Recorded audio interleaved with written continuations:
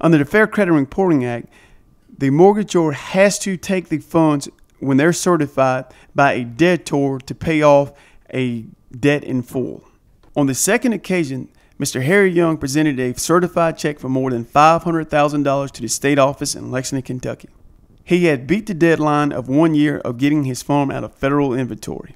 It was after the auction when some people out of New York wired the money to the state office in Lexington. I think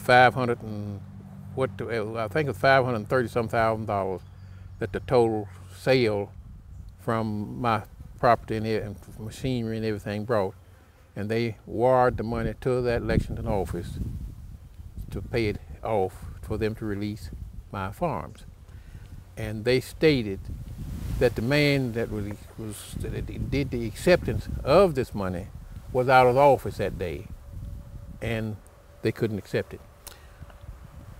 Again, it's a federal statute that when the USDA forecloses on property, that the person that was being foreclosed on has a period of time to where he can redeem his property. 1 year. He has 1 year to redeem his property out of federal inventory. And so what we bring you back to is, once he tried to pay it off before the sale, and then the second time he had 1 year to redeem his property, and he went to pay it in full in certified money, and it was refused by the USDA. So that's another federal law that was broken by federal regulations. It was within the 1 year statute of limitations whether the money could be paid, and they were supposed to give me my farmland back. Okay. And they sent it in. The year wasn't up. It was running out, but before we got the money together, and the year was running out, but the deadline was falling shortly, and then they wouldn't accept it. So then they tried to get them to wait until the man come back in office to accept the money. And they wouldn't do that. Wow.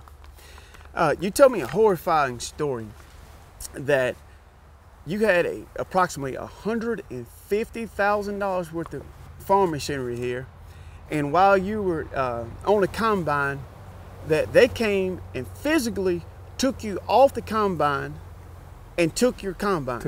My brother had bought this combine for me. I had a combine, and it caught on fire over there in the field and burned up, and it's still sitting over there, over there. But anyhow, he bought me another combine, and I was up in the field gathering beans with the combine when they come up there to foreclose on the combine and everything. And I told them, I said, this combine don't belong to me, it belongs to my brother.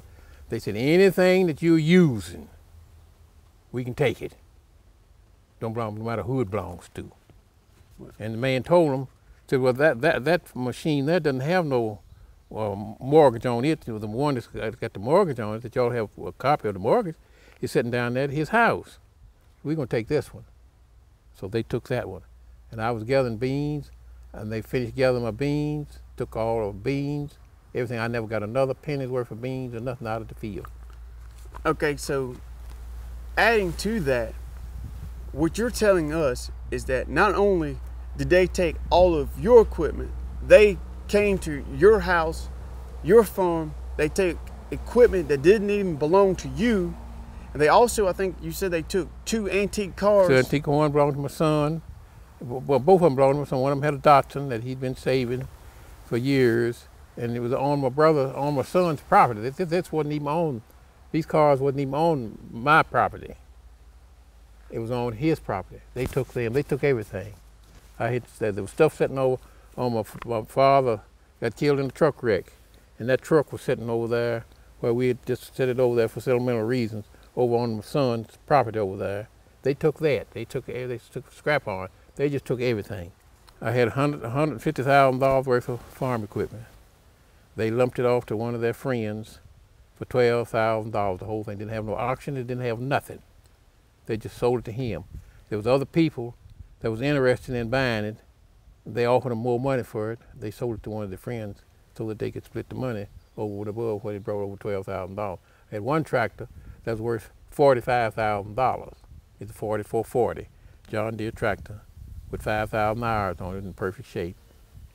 That tractor was worth $40,000 on the market that day that they took it. And all of it, 3 other tractors, trucks, everything. Lime had one lime truck. They cut it in 2 and took the part of it off they wanted. And drills, I had 6,000 John Deere drills, bean drills and corn drills. And one of them drills, I give $6,000 for it. They took everything. What would you say right now if John McCain and the Republican administration was here, and knowing the story, have you lost 3 generations of farm?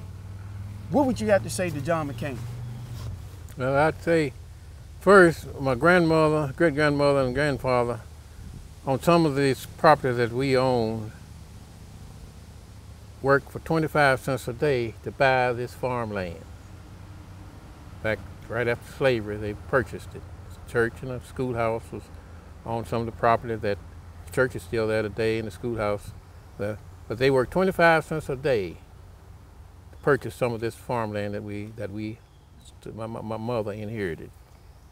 And on this farming situation, Mitch McConnell pushed to buy out for tobacco.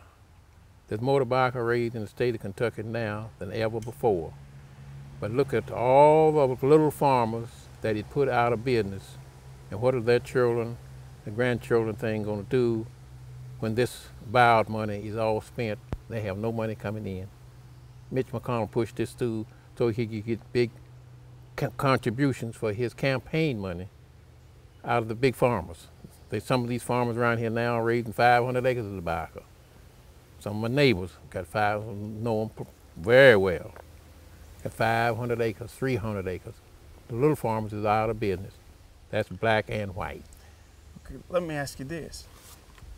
Did you try to reach Mitch McConnell from Owensboro, to tell him about your situation in the state of Kentucky? I have mentioned it to him way back, several years back, to try to get him to look into this situation.